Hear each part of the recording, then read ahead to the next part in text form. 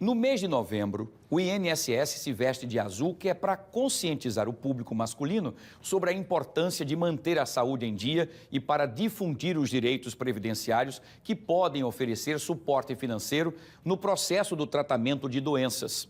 Segundo pesquisa da Sociedade Brasileira de Urologia, o câncer de próstata matou 17 mil homens no Brasil no ano passado, 2023, sendo o tipo de neoplasia maligna mais frequente entre os brasileiros depois do câncer de pele.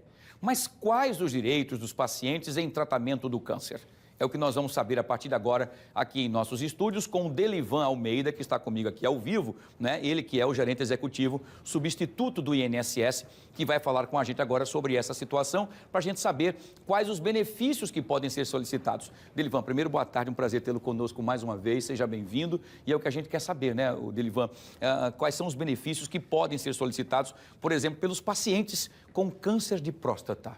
Boa tarde. Então, boa tarde, Wilson. Qualquer segurado do INSS que tenha necessidade de se afastar das suas atividades por conta de tratamento do câncer, né, ele tem direito a diversos benefícios, por exemplo, o auxílio por incapacidade temporária, que é um antigo auxílio-doença, né? Uma vez que ele está acometido de uma enfermidade que impede que ele prossiga trabalhando, que ele continue com suas atividades, o INSS concede esse direito, né? Ele tem o direito de requerer no INSS, vai passar por uma avaliação médica, né, para que seja constatado realmente o seu estado de saúde, e aí ele faz jus ao afastamento coberto pelo auxílio-doença. Lembrando que, nesse caso, o que é de peculiar em relação às outras doenças, no caso de câncer, é que é isento de carência, né? O paciente oncológico, o paciente de câncer, ele não precisa cumprir aqueles 12 meses de carência para fazer direito ao benefício, né? Em caso de doenças graves, entre elas o câncer, né? Essa carência ela é isenta, desde que o diagnóstico seja feito depois da contribuição.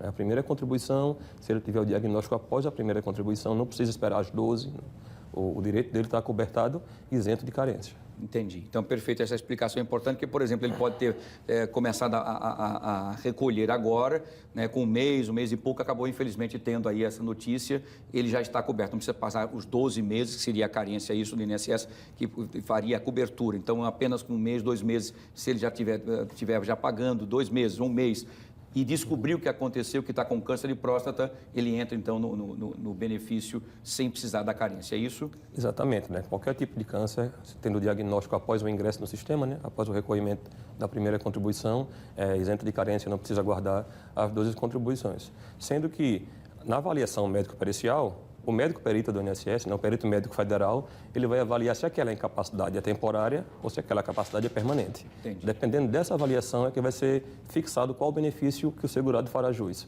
Ou um auxílio por incapacidade temporária, que é o antigo auxílio-doença, ou o auxílio aposentadoria por incapacidade permanente, que é a antiga aposentadoria por invalidez, né? Tá, isso quem vai decidir é o perito médico. É o perito médico federal. Tá, muito bem. Vamos fazer o seguinte, vamos trazer então as perguntas das pessoas que estão participando conosco aqui no nosso Fica Alerta. Vamos ver quem está com a gente aqui. É o David da Silva.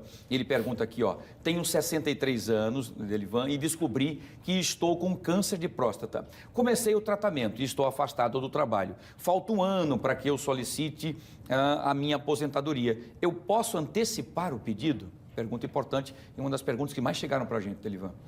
Então, no caso do David, como ele está se afastado do trabalho para o tratamento da doença, em primeiro plano ele vai solicitar a avaliação médico-pericial, que é no requerimento do auxílio por incapacidade temporária. Dentro dessa avaliação, até em virtude da idade dele, em virtude de que ele já está faltando só um ano para a aposentadoria, um perito médico federal vai levar em consideração todos esses fatores para fixar qual tipo de benefício. Possivelmente, na primeira avaliação, tendo em vista o tempo que ele já tem de contribuição e a idade, o médico já vai dar diretamente a aposentadoria por incapacidade permanente. E aí já entra já com a aposentadoria. Já entra direto com a aposentadoria. Com toda tranquilidade. Muito bem. Obrigado, Delivan. Vamos ver então a segunda e última pergunta de hoje. Deixa eu ver quem faz a pergunta para o Delivan. É o Matias de Oliveira. Ele pergunta o seguinte: Delivan, tenho 72 anos e descobri o câncer de próstata há 3 anos. Moro só e dependo da ajuda de vizinhos para sobreviver. Não consigo mais trabalhar por conta da doença. Quais são os meus direitos, Delivan? Então, Caso o Matias ele seja segurado do INSS, é o mesmo caso do David. Ele vai dar entrada no benefício de auxílio por incapacidade, vai ser avaliada ali a capacidade dele.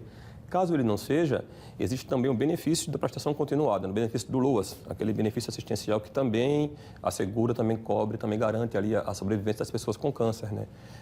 Desde que essa doença o torne, claro, incapacitado para o trabalho. Ele também vai fazer uma avaliação médico-pericial, só que nesse caso, como ele não é segurado, é um benefício assistencial. Entendi. Né? A avaliação médico-pericial tem outros critérios, passa também por uma avaliação social, com assistentes sociais do INSS, né? Mas é mais um benefício que o INSS garante para os portadores de câncer. Ele fala ali que depende muito, por exemplo, dos vizinhos, dos parentes, ou não tem parente, mora só e depende dos vizinhos. Existe nesse caso aí que ele solicite os 25% para alguém que possa cuidar dele também? Existe. No caso do segurado afastado pela aposentadoria por incapacidade permanente, né? Desde que ele necessite do auxílio de outra pessoa permanentemente, né? Ele pode requerer junto ao INSS aquele acréscimo de 25% sobre o valor da aposentadoria, né? É uma ajuda. Isso, para ele poder ajudar, inclusive, como cuidador, né? Para dar a ele todo o suporte que ele precisa.